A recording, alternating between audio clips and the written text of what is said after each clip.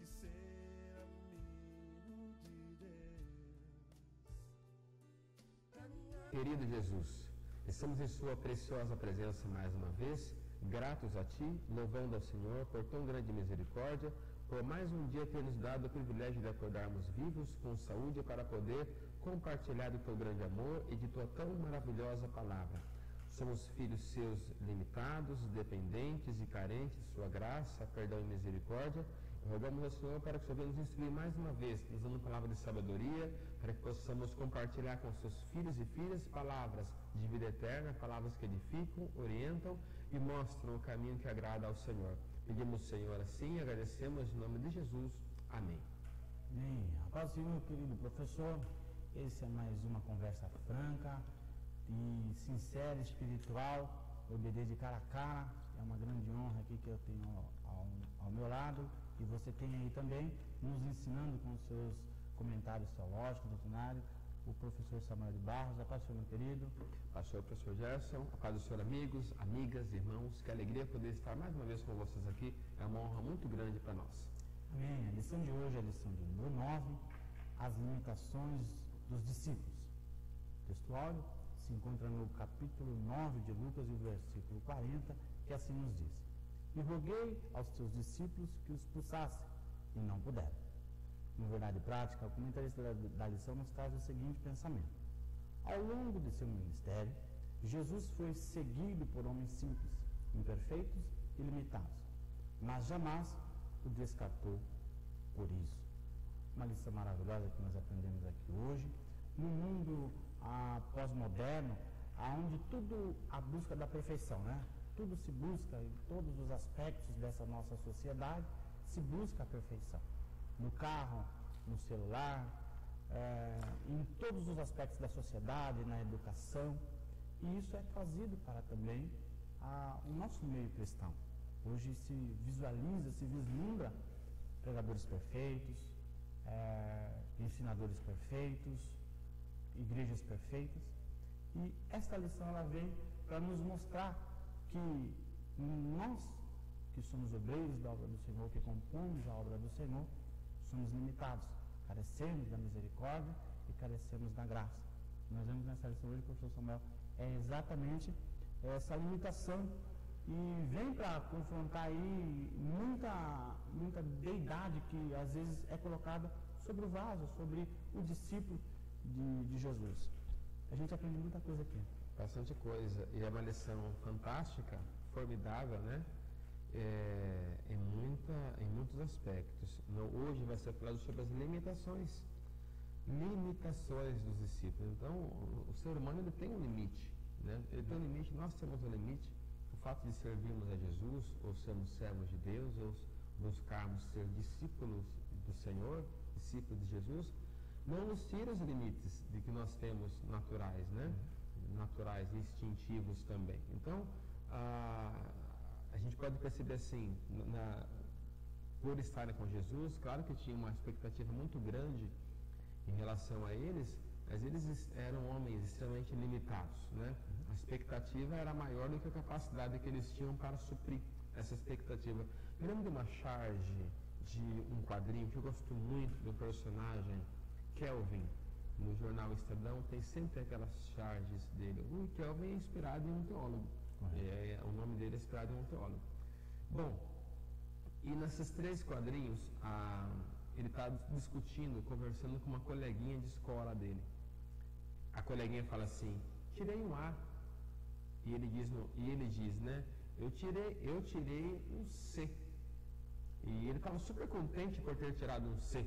A amiga dele achou estranho ele tirar um C e estar tão contente, e ela tirar um A não estar tão contente assim. Então ela perguntou para ele assim: mas você prefere tirar um C ao invés de tirar um A? Ele falou assim: é que a minha vida vai ser mais tranquila se eu puder conservar a expectativa das pessoas abaixo da minha capacidade. E é interessante, né? Embora seja bem humorística, mas é interessante. A expectativa abaixo, porque ele poderia tirar um B, poderia tirar um A, poderia tirar um D, ele tirou um C, mas a colega que havia tirado um A, ela havia ter que tirar um A sempre. O dia que ela tirasse um C, ela ia ouvir um sermão muito grande. dos pais dela, né? Então, a expectativa das pessoas, às vezes, é maior do que a capacidade que as pessoas têm de cumprir essa expectativa. E todos nós temos uma expectativa, Certo. né, em relação a muita coisa, né? A muita coisa. Jesus, a expectativa de Jesus em relação, humanamente falando, é claro, em relação aos discípulos, era muito alta. Por quê, irmão Samuel? Ele não fala, mas é uma coisa natural. Eu tive um professor, dos melhores que tive na faculdade, e ele foi muito bom, devo ter dito isso aqui alguma vez, quando ele perguntava assim, mas como é que vai ser a sua aula, professor? O que o senhor vai cobrar na sua prova? E ele dizia assim, a minha prova será cobrado na medida da qualidade da minha aula. E aí era o problema, porque as aulas dele eram maravilhosas, eram muito boas. Quer dizer que, então, se Jesus fosse cobrar na expectativa dele, se a expectativa de Jesus estava no mesmo nível do que ele estava ensinando para os discípulos, logo a expectativa era grandíssima. A média era alta. A média era para ser muito alta. Tanto é que parece que Jesus dá um desabafo, tem hora, geração incrédula, até quando estarei convosco? Até quando vossa... Parece que Jesus, de vez em quando, dá umas estouradas assim, né? Tipo, esperava mais de vocês, né? Mesmo aqui no mar da Galileia, aquela questão do barco, aquele vento, a tempestade... E Jesus chega intimando, né? Onde está? Já vamos chegar ali, né? Onde que está a vossa fé? Mas é uma expectativa que ele tinha, né? Se acreditavam que ele era quem ele estava dizendo ser, logo ele chegaria do outro lado, né? Nem que o barco fosse por cima da onda, voando, mas ele ia chegar. Havia uma obra ainda não terminada, não concluída. Então, se fosse verdade o que aquele homem que estava dormindo ali, naquele travesseiro, lá do barco, tinha dito horas antes, se aquilo fosse verdade, esse barco não vai afundar nunca.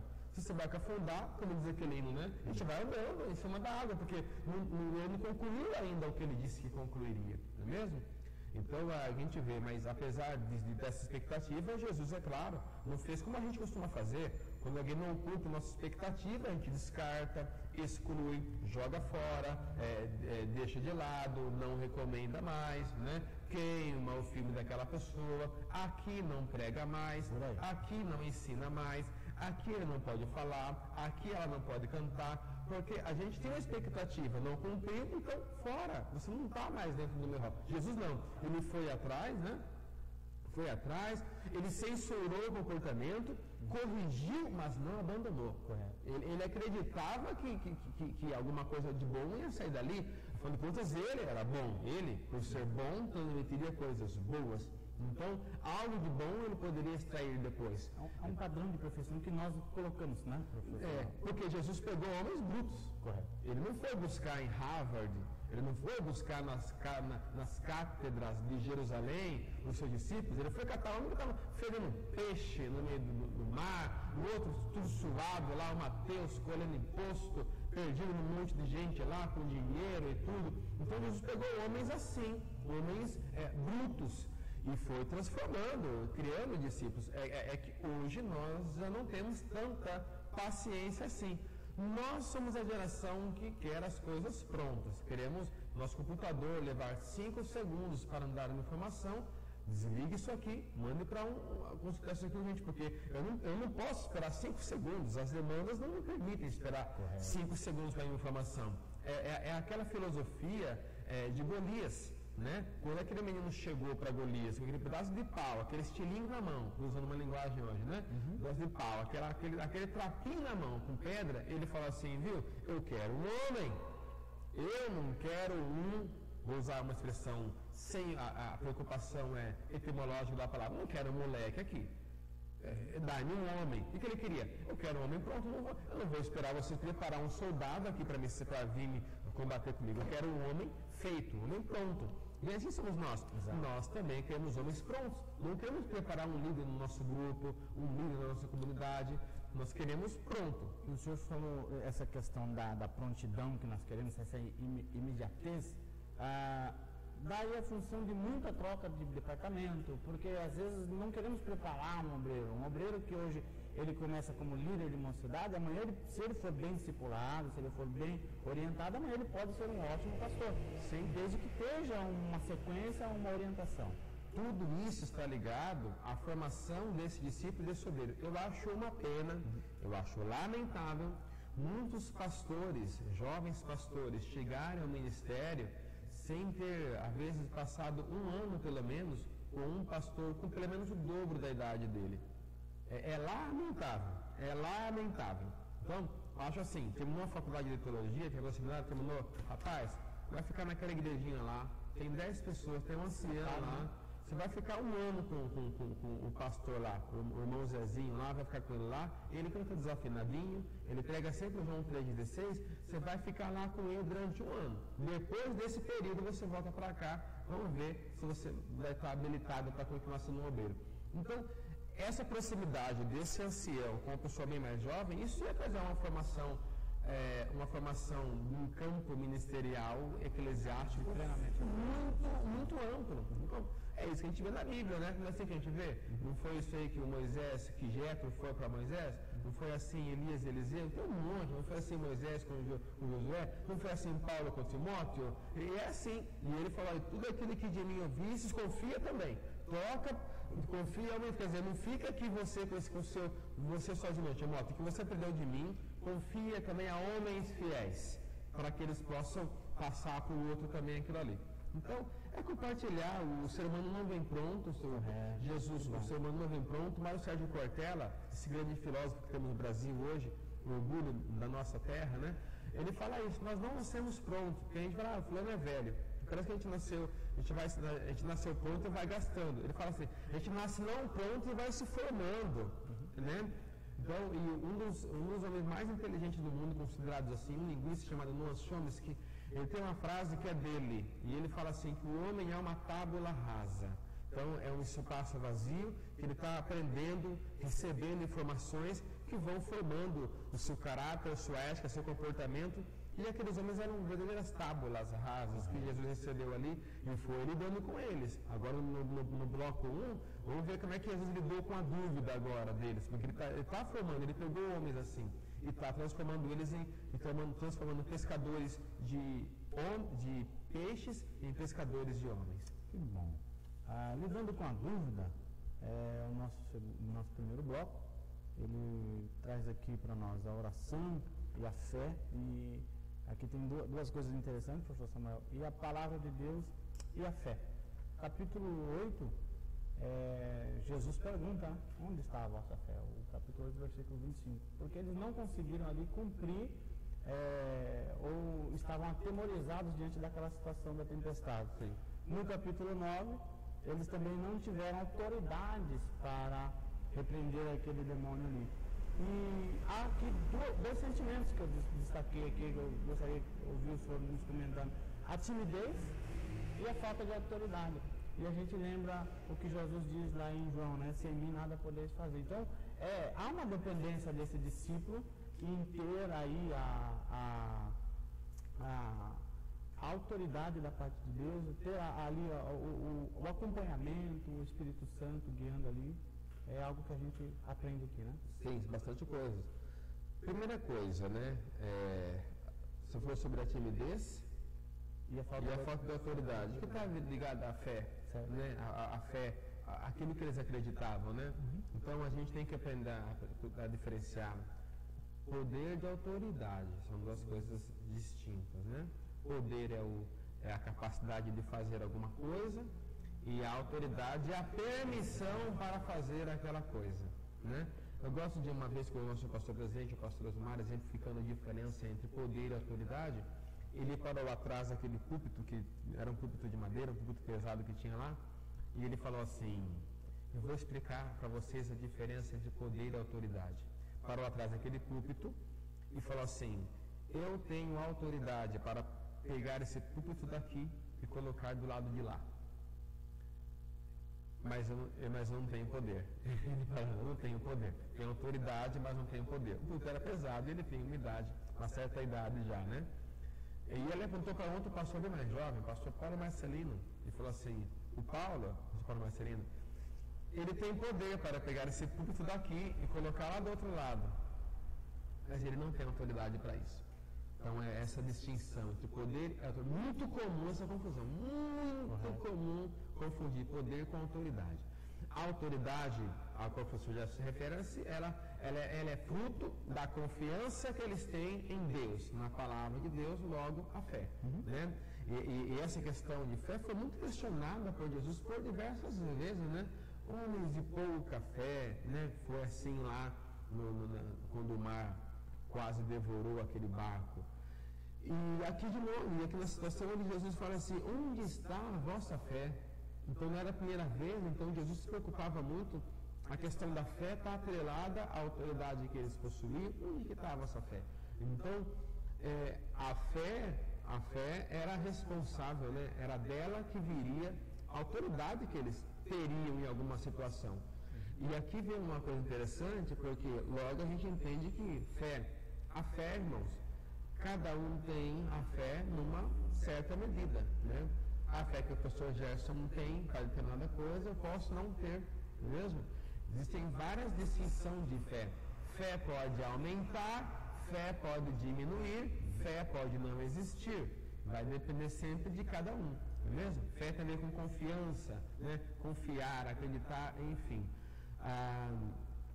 Pois bem, a questão de fé aumentar está na própria Bíblia, isso não é nenhuma bobeira dizer isso, é uma doutrina bíblica. Os discípulos falaram, Senhor, aumenta a nossa fé.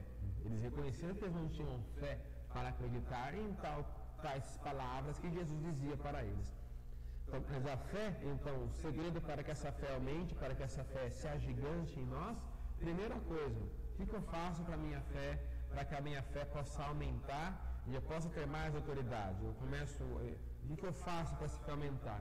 Eu vou comprar a vassoura por R$1.000? Eu vou pegar uma rosa ungida? Eu vou fazer o aviãozinho? Não. O remédio para que a fé aumente está na própria palavra de Deus, né? A fé vem pelo ouvir. E ouvir pela palavra. Não é ouvir a palavra, é ouvir pela palavra. Então, a nossa fé aumenta conforme que nós vamos dando ouvido à voz de Deus, ouvindo a voz de Deus, meditando na palavra dele, atendendo a sua palavra, os seus mandamentos. Então nossa fé vai aumentando e a nossa autoridade também, não é mesmo? A autoridade também. Então os discípulos estavam numa crise de autoridade, porque a questão da fé foi mexer bastante com ele, e Jesus não tinha dó não, né? Jesus estava fazendo teste de fogo mesmo, certo? Teste de fogo com água, chuva e tempestade, né? Um teste fatal para que incomodar essa questão da fé para com eles, não é mesmo?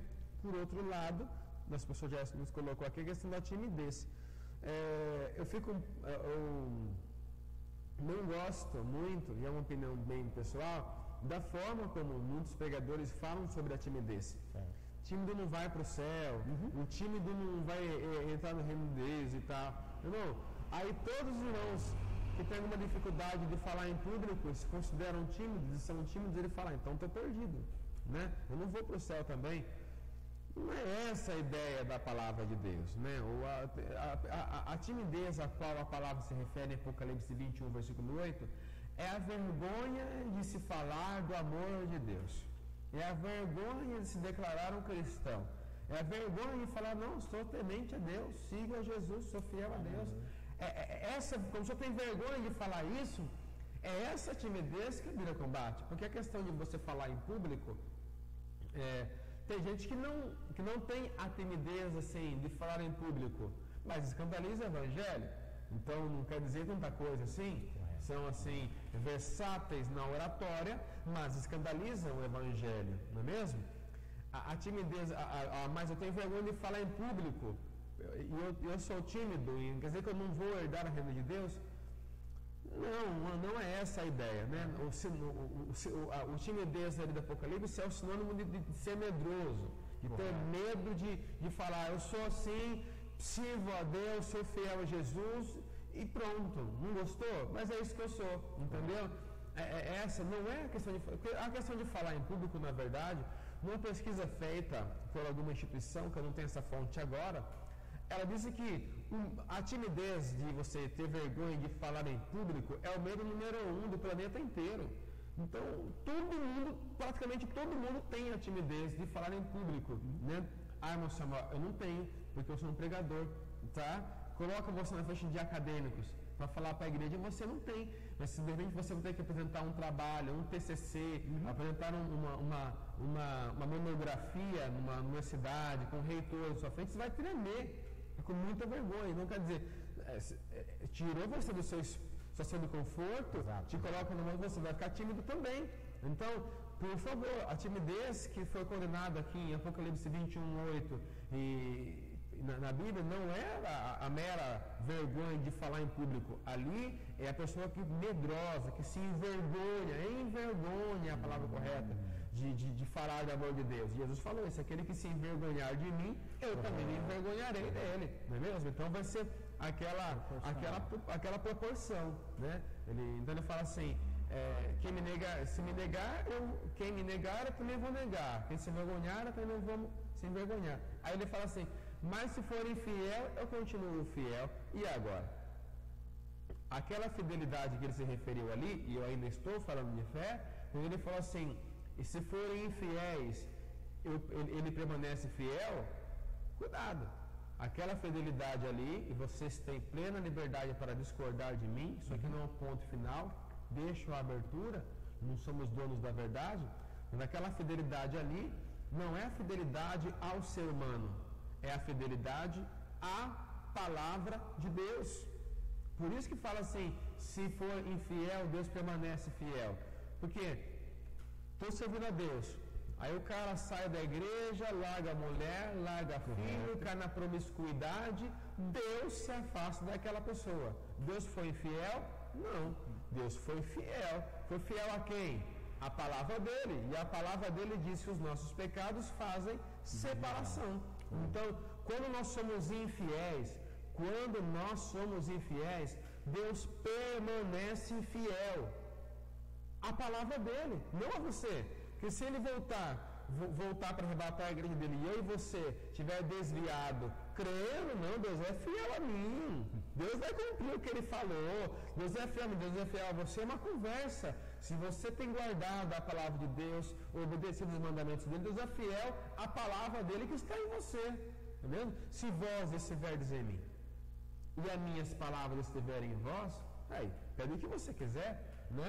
Então, cuidado, quando alguém fala que ele permanece fiel, ele permanece fiel à palavra dele, porque tem gente achando que Deus é um bagaço, né?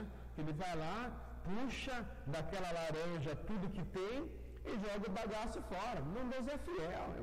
Eu vou pintar o 7, vou sair com a mulherada por aí, eu vou para os bares da vida, eu vou desviar mesmo, que negócio obedecer pastor que nada, eu vou pintar o 7, o 8 e o 9, e Deus é fiel mesmo. Deus é fiel. Deus é fiel. Você está muito mal informado. Deus é fiel à palavra dele. Então, por isso ele fala, se formos infiéis, ele permanece fiel. É essa a ideia. Então, aqui falamos da fé e da autoridade. No bloco 1, a fé e a autoridade, nosso professor Gerson bem colocou aqui. Que maravilha, professor Samuel. E a gente, dando continuidade, o bloco 2, ele vai falar lidando com a primazia e o exclusivismo, né? E parece que quando a gente olha lá no nosso contexto religioso, no nosso contexto cristão, parece que existe subjetivo, mas existe aquela pergunta, né? Quem prega mais? Quem prega mais? Qual é o melhor? Né? Quem sabe mais? Fulano ali é melhor do que o outro, fulano, eu prefiro fulano do que ciclano, e vai apontando. Nós vamos fazendo essa peneira. Fulano arrebentou. Arrebentou o quê? Mas eu já vi alguns colegas meus que pregam, né? E algum falou assim, uma conversa, ele pegou e falou assim, rapaz, eu preguei e arrebentei. Eu arrebentei. Eu fico pensando nesses caras chegando no céu, na hora de receber os galardoos, que serão salvos. Deus é bom, né? Deus é misericordioso. Deus é bom. Jesus é misericordioso, Ele nos entende. nossos limites, né? As limitações dos seus discípulos. Mas eu penso que Jesus vai chegar vai falar assim, rapaz, você tinha um galardão tão bonito para receber aqui em cima, mas olha aqui que sobrou. Como você mesmo falou, você arrebentou com tudo, não sobrou nada aqui, ó. Você acabou com o seu galardão aqui. Você realmente arrebentou com aquilo que você teria de galardão aqui em cima. Então, mas essa coisa, pastor Gerson, essa coisa do exclusivismo, da primazia, a gente está percebendo que a coisa está meio... a carinha está enrugada, né? Tão velha que é. Já está batido, né? Está até com a dentadura no copo já, né? Está no colega tabs já aqui, né? Porque, irmão, a gente vê, isso não é de hoje, irmão. Não é de hoje. A briga de querer ser o melhor, de querer ser o maior, eu prego mesmo, eu arrebento, eu canto muito e tal. Isso é do ser humano. E é só assim, o Espírito Santo fazer uma obra e permitirmos que Ele faça uma obra por completo, arrancando de nós o nosso próprio eu, que a gente vai parar de dar valor para essas coisas. Porque até aqui a gente sempre tem essa comparação. Isso lá fora, e a gente vê como que às vezes a arrogância, ela cai, né? Um tempo atrás aqui, um brasileiro nosso, um orgulho nacional na área do esporte, ia lutar lá, ia brigar, fazia umas, né?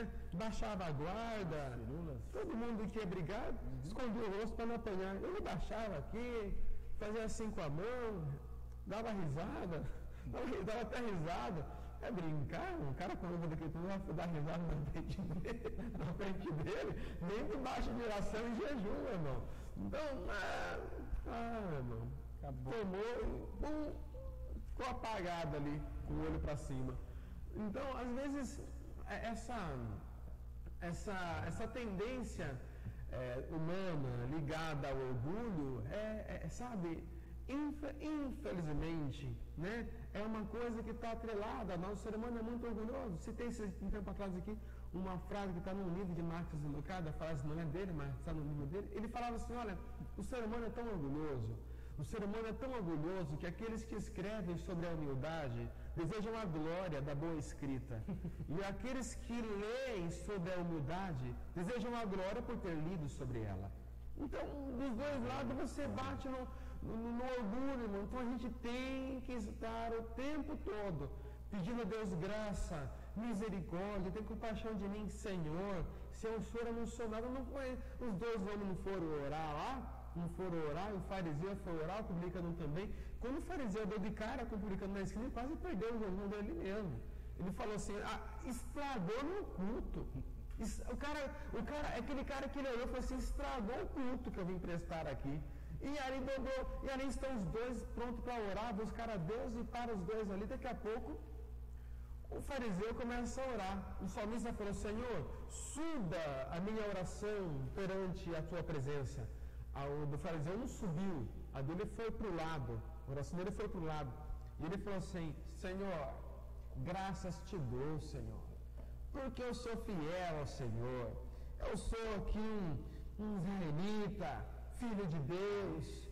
Eu sou um bom dizimista, eu sou um bom ofertante. Eu estava até com um pacote de nota de 100 para entregar na oferta ali depois da oração. Opa, aqui, Senhor, olha, sou filho de Abraão, Senhor, eu dou o dízimo de tudo. E tem mais uma coisa, Senhor, tem mais uma coisa. Esse sentimento essa frase que ele fala agora é muito comum nos lábios de pessoas orgulhosas. Não sou como os demais homens pecadores. E fez que nem minha mãe costumava, apontou com beiço, né? Sim, né? Os alagoanos têm essa mania de apontar com beiço, aponta assim, né? Para ninguém perceber que está falando. Tem algum alagoano assistindo aí? Um beijo no coração dos nossos irmãos alagoanos. Da Bahia tem. Da Bahia tem. Abraço aos nossos irmãos, né? Então, aponta com beijo, assim, né?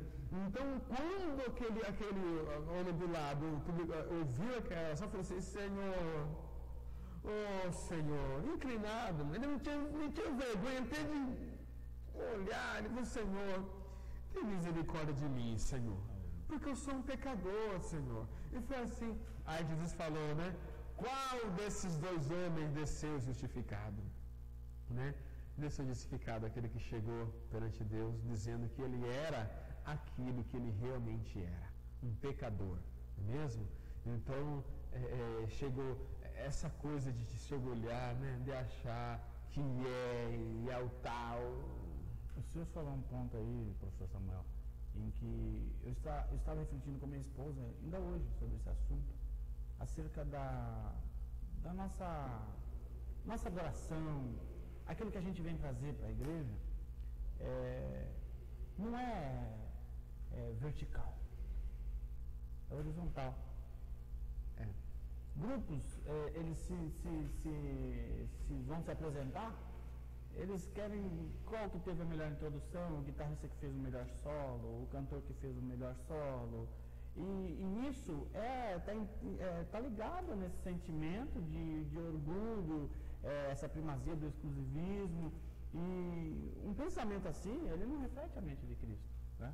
Mas uma mente mundana, porque a competição, isso no nosso meio não pode ter sido interessante. Lá em Filemão, o apóstolo Paulo deu um conselho muito bom para duas irmãs que estavam enfrentando essa disputa na igreja para ver quem é que ia dirigir a tarde da bênção lá.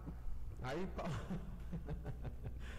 Paulo pegou e falou assim, irmãos, né? Ele pega e fala assim, nada façais por contenda, nem por vanglória, mas cada um considere o seu próximo como se ele fosse superior a você mesmo.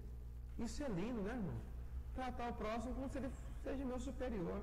Respeito ele como se ele fosse, se é alguém de uma escala eclesiástica menor, se é que ela existe, mas é claro que ela existe, né? Não importa a função daquela pessoa, né? Que a gente possa olhar-a com grandeza, né? Porque o trabalho dela é extremamente fundamental, importantíssimo, não é mesmo? Em um livro chamado O Monge e o Executivo, o monge chega e faz tá com aqueles executivos, empresários lá, pessoas de vários lugares, e daí ele começa a perguntar para cada um por que é que cada um está ali. O que você veio fazer aqui? Por que você está aqui e tal? Aí daqui a pouco o empresário, o executivo, que é o personagem do livro, ele está aqui pensando na resposta que ele vai falar do propósito dele estar ali, naquele retiro com aquele monge.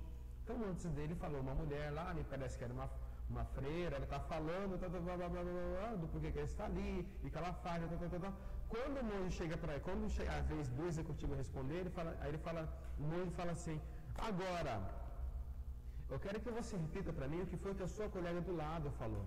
Então quebrou, né? Porque ele não perguntou a ele o propósito, como perguntou para todos, mas perguntando o que é que a outra pessoa que falou antes dele havia falado. Porque ele estava tão preocupado com ele mesmo, com aquilo que ele iria falar, que não estava nem para aquilo que o outro estava falando. Então, eu gosto da pregação quando eu prego. Eu gosto do ensino quando eu ensino. Quando o meu outro companheiro ensina, não é tão bom assim. Quando a ideia não é minha, não. Quando é outro que está pregando, sequer eu anoto, né? Não quero nem guardar nada. Eu gosto. Se meus pregadores colocam... Quando um pregador coloca no Face lá, hoje foi tremendo, pode saber. É porque ele pregou. É praticamente impossível, assim, nos nossos dias, um pregador falar assim, hoje foi tremendo, hoje Jeová sacudiu lá, o que você fez? Fiquei sentado no banco dando glória a Deus, aleluia. É difícil, porque a gente acha que Deus só opera quando é a gente que está fazendo. Quantas vezes eu já vi numa reunião de obreiro, pregou 2, 3, na quarta pregação, o irmão vai pregar e fala assim, irmão, agora vocês vão ouvir Deus falar. Não agora, porque desde as 9 da manhã ouvindo Deus falar, você chegou atrasado, o que você está fazendo de manhã? Então a gente acha que um cantor e tal, às vezes só nossa. Quando tem cantor, irmão, cantor é uma bênção, irmão. Glória a Deus pela vida dos nossos cantores. Eu nem estou assistindo esse vídeo aqui, que não tem muito cantor que assiste vídeo, às vezes nem vem para a escola dominical, então não interessa ver esse vídeo aqui. Vamos saber se você contar. Mas, cantor que aquela... Fica o culto inteiro ali, tá quietinho. Pega o microfone para cantar, aí começa mistério, língua e tal. Eu estou sentindo que você está sentindo agora, sabe que o microfone na mão? Agora que você sente agora que você sente que Deus está aqui, enquanto você não está pregando, você não sente nada. Enquanto é outro irmão que prega, eu já vi gente torcer o bico, meu irmão. Alguém dando uma palavra, alguém fica assim. incomodado. Meu, se está com alguma coisa, se comeu alguma coisa, toma um lactopurga, alguma coisa, se é alguma enfermidade, mas por que fazer cara feia? Por que não se alegrar quando vê Deus usar a vida do outro? Não é mesmo? Isso é um pensamento ridículo de nossa parte, achar que Deus está amarrado em nós. Não está amarrado em nada, nem em ninguém. Não está. Quando a gente acha que Deus usa só um, Deus usa o outro também. Usou Pedro. Isso aí estava o sucesso da igreja primitiva. Estava o sucesso. Não era uma igreja que nem é hoje, assim algumas são hoje. Se você arrancar uma pessoa daquela igreja, pensa em uma neopentecostal. Essa mesmo, essa aí mesmo. Essa pessoa agora. Se arranca dessa igreja aquele líder principal, você acabou com aquela igreja. Porque tudo naquela igreja gira em torno daquela pessoa. Na televisão só aparece ela. Correto. Só no site é a foto dela. Tudo é aquela pessoa. Se aquela pessoa sai, acabou a igreja. Destruiu a igreja. O sucesso da igreja primitiva estava em que Pedro era uma bênção, Tiago era uma bênção. Só que aconteceu uma coisa. Quando Jesus arrancou Filipe da igreja para ir lá pregar no deserto, quando arrancou Filipe, ficou Pedro. Pedro ficou preso, tinha o outro, tinha o André, não tinha um que se arrancasse aquele acabou a igreja. Então, quando mataram Tiago, ele acabou. E essa é a verdadeira visão. Essa é a visão de reino. Quando mataram Tiago, a igreja não colocou uma faixa na entrada. Acabou. O sonho acabou, como os Beatles disseram, né? Certo. O sonho acabou. Acabou a igreja, gente. Voltem para o judaísmo. Voltem para suas velhas filosofias. Voltem. Acabou. Não. Matou um, Deus tinha outro. Fechou esse, mas ninguém... Quando o Elias, coitado. O Elias falou, Senhor, sinto muito. Fim do jogo. Meu Deus, eu tenho uma péssima... Deus, oração de Deus. Eu tenho uma péssima notícia para o Senhor. O que, Elias? O Senhor vai ter que parar tudo. O Senhor vai ter que interromper o seu projeto. Por que, Elias? Porque só ficou eu. Só eu fiquei. Que? Só eu. Não está me ouvindo? Fecha tudo. Fecha para a balança. Vamos alguma coisa. Aí Deus fala assim, não, Elias. Só ficou você de famoso. Só ficou você com DVD gravado. Só ficou você na televisão. Mas eu tenho 7.000 por aí espalhado por aí que não se dobraram. E quem sabe, Elias, eu ousaria dizer uma reflexão agora paralela, tem gente orando mais que você por aí. Tem gente aí que está lá na frente. É que você está em evidência, mas tem gente por aí camelando na fé aí e que não está dizendo assim, mas está buscando a Deus, então não se acha a única bolacha do pacote. Deus usa quem Ele quer, não é mesmo? Então vamos tentar evitar ao máximo esse sentimento de primazia, exclusivismo, achar que só eu sou, só eu faço. Que sentimento mais horrível esse, né? Muito horrível. Eu queria fechar esse bloco, professor Samuel, com o versículo de Filipenses, capítulo 2, do 5 em diante, ele fala assim, haja em vós o mesmo sentimento que houve em Cristo Jesus, que sendo em forma de Deus, não teve por usurpação ser igual a Deus. Que conselho paulino maravilhoso, né? Amém. Vamos lá, professor Samuel, bloco número 3 então, lidando com a avareza, e ele tem aqui alguns conselhos para nós também. E tem uma frase de Jonathan Edwards, ele diz assim, professor Samuel, as pessoas têm um cristianismo defeituoso só porque estão procurando seu próprio interesse nele, não o interesse de Deus. Jonathan Edwards, eu fico lembrando de Jonathan Edwards, eu fico lembrando dele. Ele foi proibido de dirigir na igreja. Certo.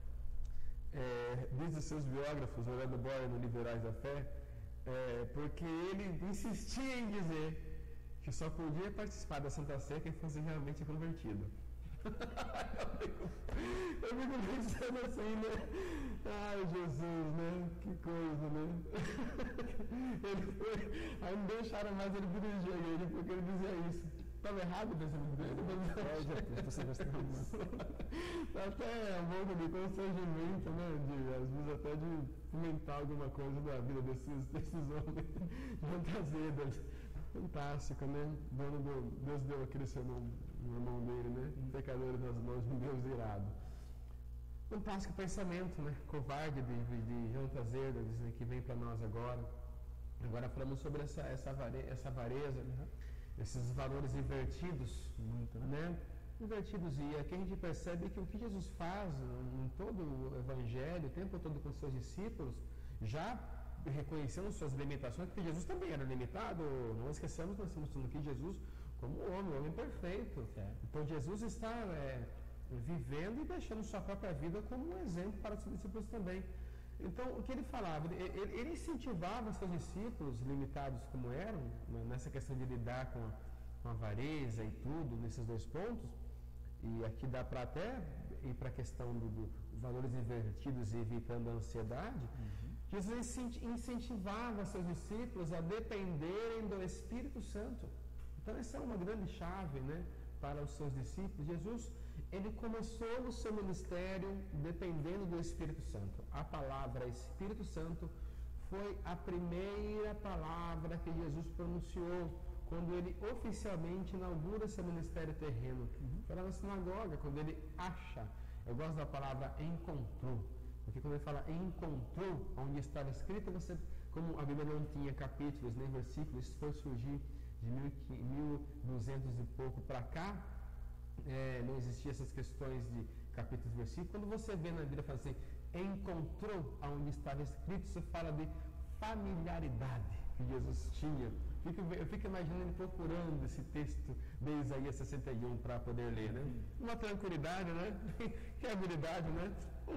Não tem esses índices do lado que a gente tem, esse marcador para não perder.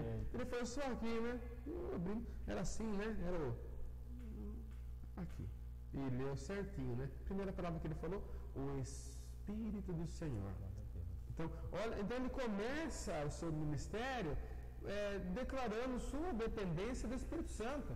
Ele está sobre mim, ele me ungiu para pregoar, para levar a palavra. Então, o próprio Jesus inaugura o seu ministério falando do Espírito Santo e encerra seu ministério prometendo de novo ao Espírito Santo. Ele fala assim, olha, ficar em Jerusalém até que do alto sejais revestidos do poder de Deus. Então, ele fala, o Espírito Santo começa e termina. Então, isso tudo que eu já ministrei, uma mensagem que nós pregamos uma vez, que Deus me deu, o tema era esse.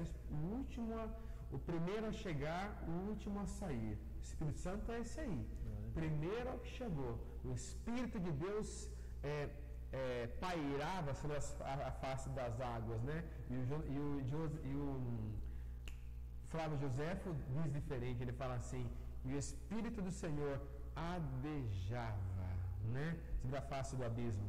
Então foi o primeiro que chegou e é o último que vai sair, porque ele só vai sair daqui com a igreja junto, arrebatado dele, aí a presença dele sai da terra, né? Primeiro a chegar, último a sair. Jesus começou com o Espírito Santo, foi dependente do Espírito Santo o tempo todo e termina o seu ministério prometendo e incentivando os discípulos a buscarem esse Espírito Santo cada vez mais. É lição para nós. Se a gente faz isso, os valores não serão invertidos, certo. E a ansiedade também é vencida, porque a gente, eu falo assim, lançamos sobre ele toda a vossa ansiedade, porque ele tem cuidado de vós.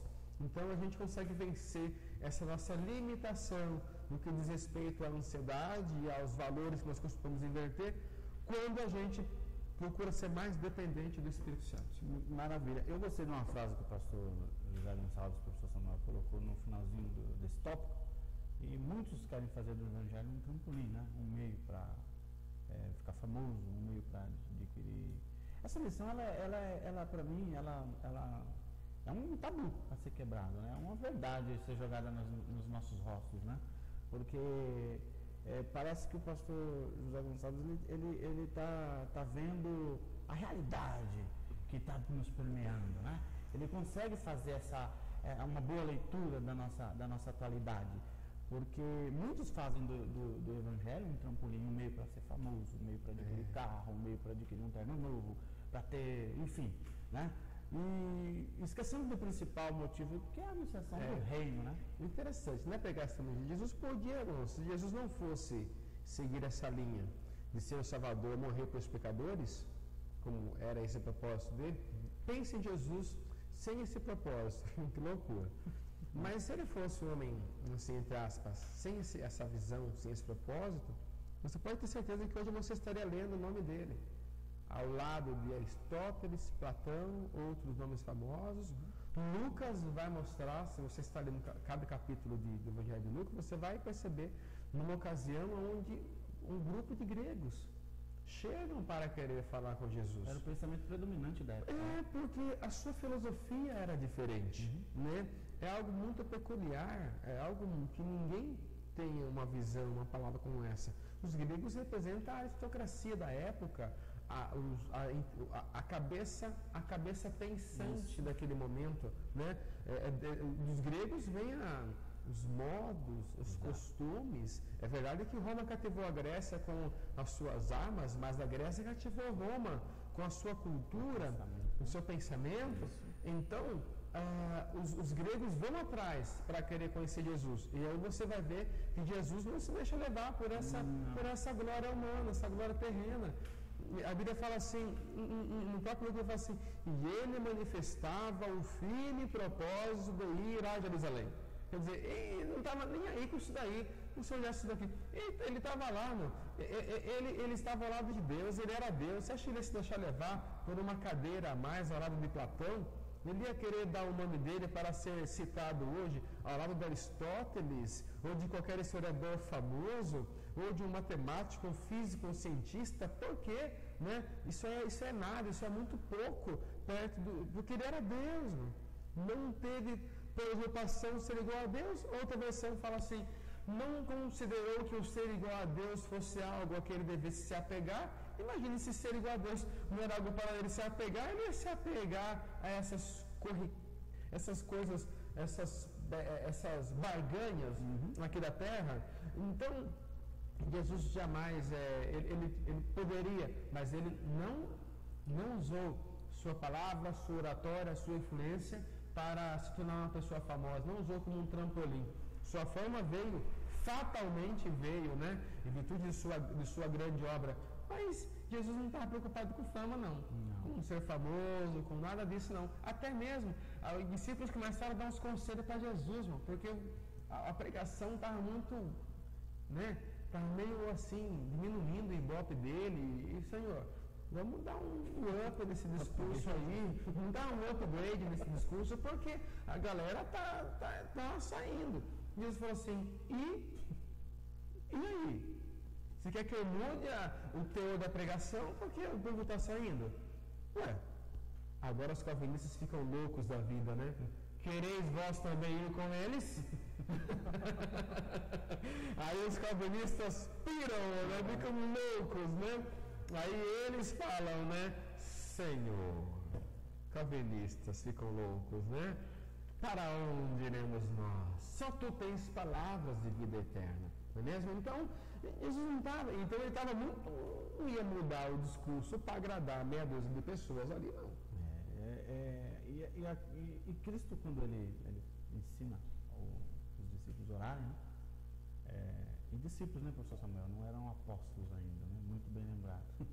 Eram discípulos. E quando Cristo ensina essa oração, ele fala uma frase que me chama muita atenção. Né? Pai nosso que estás no céu, santificado seja o seu nome, venha a nós o vosso reino. E parece que as pregações hoje não estão mais querendo anunciar esse reino. Né? O Evangelho não é a maioria, mas está querendo ser predominante. Essa não anunciação do reino. É um reino terreno e não um reino celestial. Precisamos rever conceitos. Aquilo que o pastor Cláudio de Andrade disse em uma de suas aulas: pregadores evangélicos que não têm uma mensagem evangélica. Porque a mensagem evangélica é isso, ela evangeliza, né? Ela expõe o pecado e a salvação, né? Pregadores evangélicos, mas não tem uma mensagem evangélica, né? Essa expressão foi do pastor Covarde, né, também, essa expressão, né? Covarde porque assim, você fica sem refutar, você não tem como refutar uma afirmação dessa. Então, quando eu ouço uma afirmação muito forte, que não deixa brecha para uma retaliação, eu falo covarde. Tá certo, professor Samuel.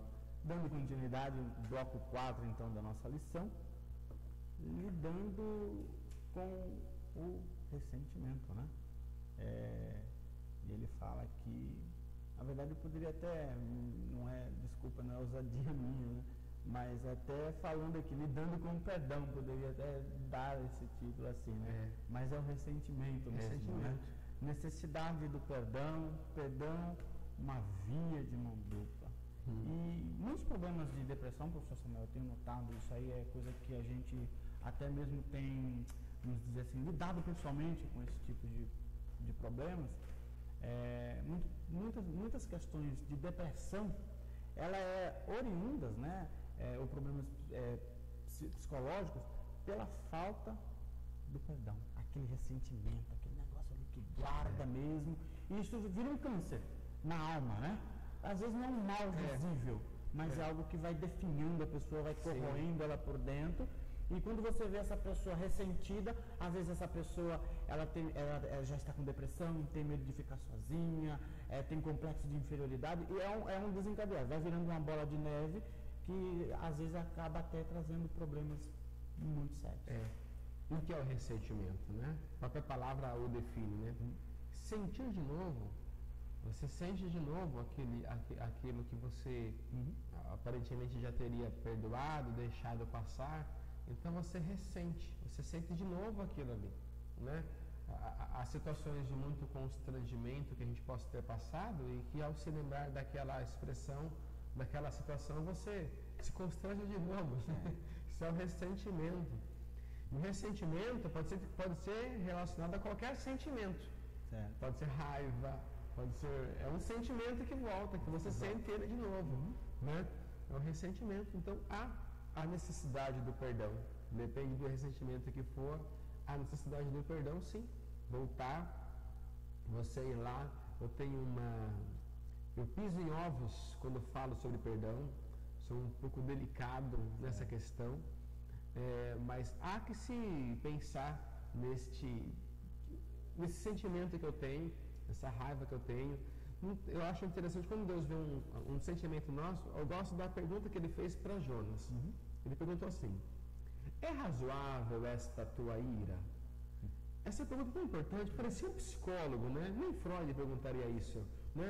Parecia Jonas num divã, deitado, um divã de Deus sentado ali naquela consulta psiquiátrica ali com relação a Jonas, Deus coçando assim a sua barba, me permite essa analogia, né? Todo um psicólogo ali.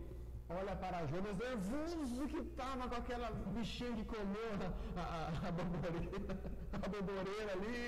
Olha para Jonas, vermelho da testa queimando do sol, nervoso, bravo. Cheio de razão.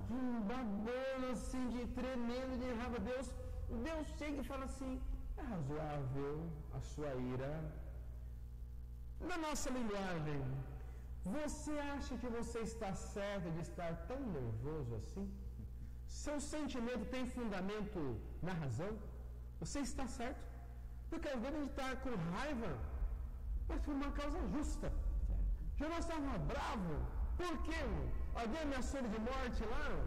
Alguém quis pendurar ele? Alguém quis empalar ele lá em Nínive? Não. Ele estava bravo porque Deus converteu. Então às vezes a pessoa fica brava por uma causa nobre. E aguenta essa igreja. Está lotado isso aqui. Você está reclamando disso? Você está reclamando disso? Então, às vezes, é razoável esse sentimento? É razoável? Então, é uma questão...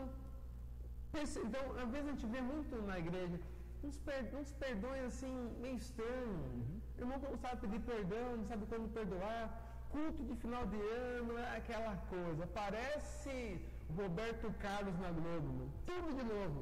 Reprise. Culto no final do ano parece reprise. Vem sempre algum irmão, sobe no púlpito e fala: irmãos, se eu magoei alguém, eu quero pedir perdão em nome de Jesus. Irmão, se magoou alguém, Vai lá. Não tem que expor no microfone, no púlpito, para todo mundo. Você sabe se você magoou. Vai lá. Jesus falou assim, olha, se você perceber que seu irmão tem algo contra você, vai lá, corrige tu e ele só. Às vezes fica querendo lavar a alma, né? A pessoa olhar e fala, nossa, olha como ele é humilde. Olha, meu Deus, que irmão humilde pedindo perdão aqui. E às vezes em público eu peço perdão, mas no escondido eu estou lá falando mal do outro, xingando, o cara lá pensa que é o quê e tal. Então, o perdão é aquele negócio, né, irmão? Perdão não é fácil, perdoar. É complicado. Pode ser que rola até um perdão político, como o perdão de Davi para o seu filho Absalão. Absalão, abraço aqui, filho, está perdoado.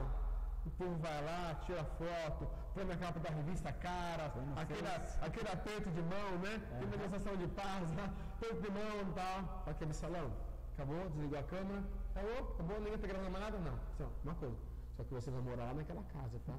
Você vai morar lá naquela casa ali que eu montei. Você vai morar lá até morrer. E eu fico aqui. E pronto. Foi um perdão político. Ele perdoou, mas Absalão ficou lá, longe, numa casa isolada lá, e ele aqui, no reino dele. Quer dizer, então, um perdão político, muitas vezes a gente vê acontecendo mesmo. Então, é uma questão complicada. Eu estou me segurando aqui em algumas questões, porque pode abrir muitos leques que eu não vou ter condição de fechar aqui. Né? Mas eu prometo alguma coisa sobre perdão no qual eu detalhe dessa lição. Eu tive uma experiência que eu presenciei, professor Samuel, e uma pessoa que eu conheci, ela teve uma infelicidade ou uma infidelidade no seu casamento. O seu esposo abandonou ela com 2 crianças pequenas no auge da sua união matrimonial. E esse dissabor, essa infelicidade, gerou nessa pessoa um ressentimento. Algo que difícil foi para ela lidar com esse sentimento de perda, de incapacidade, enfim, diversos. Eu não consigo nem expor esse sentimento porque, na misericórdia do Senhor, não passei por isso. Mas essa pessoa passou e ela não conseguia expor isso, ela não conseguia colocar isso para fora, ela não conseguia liberar perdão, ela não conseguia tratar com esse sentimento. Acabou se tornando um ressentimento, porque passava dias após dias, anos, em uma eternidade, ela sentia aquele sentimento de novo. E ela travava. Conclusão? Um câncer na garganta. Ela teve que tratar com um câncer na garganta e ela só foi perceber isso depois. Ela mesma confessou, falou, muitas vezes eu travava ali a voz, o choro, o ódio, a vontade de gritar, a vontade de xingar, a vontade de... Não é bom fazer isso, né? É muito bom se alguns dos nossos irmãos estiverem participando, ouvindo aqui a gente, e tiverem uma situação como essa, desabafe com alguém. Tem alguém para você conversar, desabafar, sabe? Alguém de confiança. Sempre tem. Não fala que não, sempre tem. Sempre tem alguém que sabe ouvir. Aí essa pessoa te escuta e você pode aliviar, né, essa questão. Como a Bíblia fala, né? Confessando uns aos outros as vossas necessidades, né? Se abrindo, confessando suas falhas, seus pecados. É bom ter alguém para você desabafar, falar do seu problema, falar da situação que te incomoda. Isso vai trazer uma paz tão grande, um nível tão grande. Puxa, eu queria... Tem um pregador que estava no hotel e eu ouvi essa história. Ele falava assim, e Deus falou assim, meu filho desce, ele estava no hotel para dormir, Deus falou assim, ele foi orado e falou, desce, vai lá no saguão lá. Aí ele desceu para no saguão, veio uma irmã para falar com ele, lá no saguão. E aquela irmã começou a falar, desabafar muita coisa para ele. E ele não conseguia falar alguma coisa, assim, para aconselhar aquela irmã algum feedback, um retorno para ela daquilo que ela precisava, uma direção, uma luz. Ele não consegue. E quando ela termina de falar, e ela aos pontos, desabafando, falando com ele, quando ela termina de falar, ela fala, muito obrigado, pelo conselho que o Senhor me deu, por essa palavra que o Senhor me dirigiu, tá, muito obrigado e tal. Aí meu irmão pega e volta pro seu quarto para mim, sem entender, vai falar com Jesus, né? Não entendi o que aconteceu. Aí Deus falou isso para ele, assim, era isso que ela precisava. Ela precisava de alguém que a ouvisse. Então é interessante isso, né? Alguém que pudesse ser ouvido. Era isso que a pessoa precisava. E quantas pessoas hoje não tem quem os ouça? Não tem alguém para elas poder falar alguma coisa para ouvir. Graças a Deus, eu gosto muito de, quando eu ouço alguma história, guardo aquela história. Nunca, ainda mais a gente trabalha com aconselhamento, nunca exponho situações, escuto, tento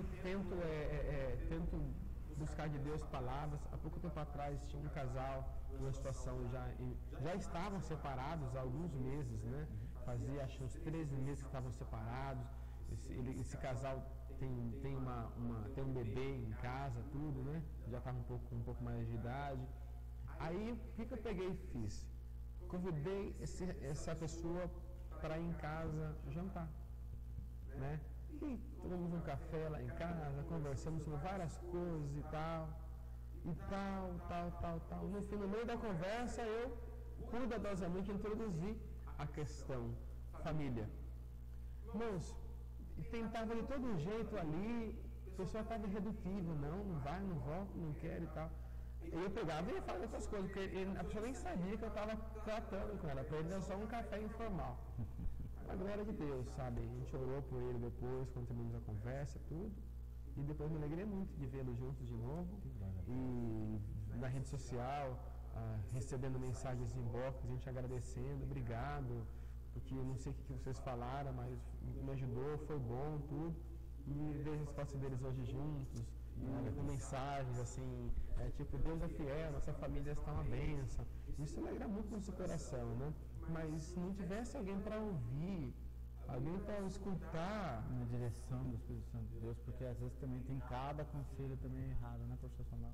É isso mesmo, é um safado. Tá certo, dá um pé na bunda dela mesmo, tá? Então, é complicado, né? É sabedoria de Deus para poder, palavras de sabedoria, né? Domingo eu estava ministrando ali na Vila Tupã e eu tive a oportunidade de ver um jovem, inclusive queria mandar até um abraço para ele, o jovem Gessé, e ele trouxe um estudo, trouxe uma saudação ali, muito sábio, palavras de sabedoria, Deus usando ele ali mesmo, e ele falou do perdão, e aquilo ali eu gravei. Ele disse que nós temos perdão de sobra para dar. E às vezes alguém pode estar ouvindo ele ali e assustou, né? Imagina, como eu tenho perdão de sobra, eu não consigo perdoar nem um mal ali que o meu irmão fez, como eu vou perdoar uma pessoa que me fez um mal maior, né? E aí ele cita aquela passagem de Pedro todo eufórico, Senhor, quantas vezes eu tenho que perdoar meu irmão, né? 7? E Pedro tomou uma surpresa, não Pedro, não é só 7 não, é 70 vezes 7. É perdão de sobra, né, professor Samuel? Seu irmão falava assim, essa termina, ele fala assim, irmão de idade, ele sempre fala essa frase aqui, eu não conheço. Irmão Moisés, ele usa essa frase. Eu não quero negócio com perdão. Se tiver perdão na jogada, eu já levanto minha mão e já vou logo perdoando. Eu não quero negócio com perdão. Se tiver que perdoar, eu não quero negócio com perdão. Eu já levanto a mão e já vou logo perdoando. Eu não quero negócio com perdão. E tá certo, né? Não quero negócio com perdão e quero perdoar e glória a Deus por tudo. Glória a Deus. Meu querido, amém? Amém. Deus abençoe você. Amém. Eu aprendi muito aqui nessa aula. Deus abençoe, continue te iluminando, nos orientando com esses comentários que vêm sempre enobrecer essa boa aula que nós temos aqui. Amém. Quero deixar um abraço para o meu sogro, o Benedito Rocha. Não perde uma hora, pastor Gerson. Verdade. Chega lá na sala, liga a TV, põe. Minha sogra vem querer ver uma novela. Não, aqui não. Aqui não, aqui é bebê de cara a cara. Ele já clica no botão lá, senta no controle remoto, porque ele é meio gordinho assim. Não tem quem está naquele controle dele. Então, um beijo no coração do meu Benedito Rocha, meu sogro. Não perde uma aula, aluno ali, todo assistindo sempre ali. Tá certo. Professor Samuel, Deus abençoe. Nós estamos com alguns comentários, algumas perguntas que foram feitas, né, professor Samuel? Isso, No muito bem. aqui. E o professor Samuel vai estar respondendo. Vamos. Irmãos. Nem sei quais são, mas eu acho que vamos. Irmãos, Deus abençoe. Que você possa ter uma boa aula, que você possa ter seriedade com a área do ensino. A área do ensino é um negócio muito, muito sério. Somos transformadores, né, professor Samuel? O professor de escola dominical, ele é um transformador, ele é um agente de transformação do caráter cristão. E isso é uma coisa muito séria, muito responsável. E nós sabemos dessa responsabilidade. Então, ore por esse trabalho, ore pelo professor Samuel, pelo professor Gerson, que o Ebilho de Cara a Cara possa contribuir para o elevo espiritual e o aprendizado, o preparo do professor que ama também o trabalho da escola dominical. Que Deus abençoe a sua vida, em nome de Jesus. do que ser